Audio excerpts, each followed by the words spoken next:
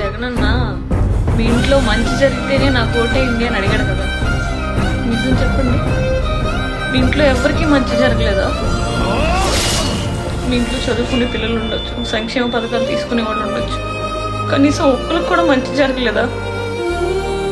ఎందుకు అన్నని అంత దారుణంగా ఓడించారు?